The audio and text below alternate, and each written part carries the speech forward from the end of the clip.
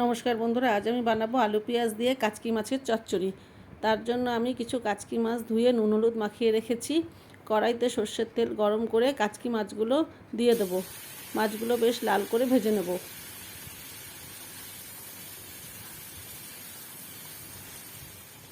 মাছটা এবার তুলে নেব।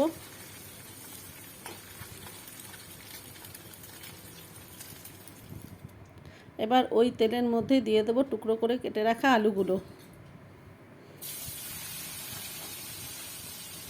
আলুগুলো বেশ লাল করে ভেজে নেব।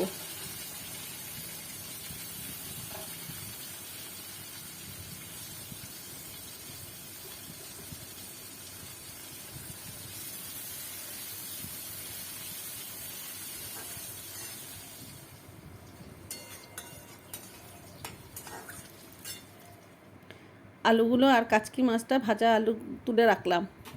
এবার কড়াইতে ওই তেলের মধ্যে দিয়ে দিলাম একটু রসুন কুচিয়ে আর একটা কাঁচা লঙ্কা ফোড়ন।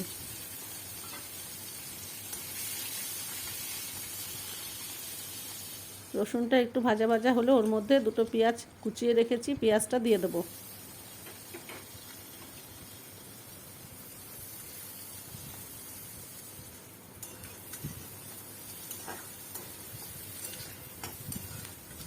পেঁয়াজটা লাল করে ভেজে ওর মধ্যে একটা টমেটো কুচিয়ে দিয়ে দিলাম।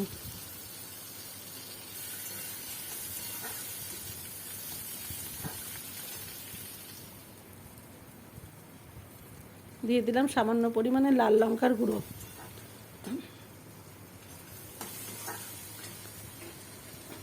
এবার দিয়ে দিলাম ভাজা মাছটা আর ভাজা আলুগুলো। এই চচ্চড়িতে কোনো রকম জল ব্যবহার করব না। তারপর দিয়ে দেবো সামান্য পরিমাণে ধনেপাতা। ভালো করে মিশিয়ে নেব। তৈরি হয়ে গেল কাচকি মাছের চচ্চড়ি।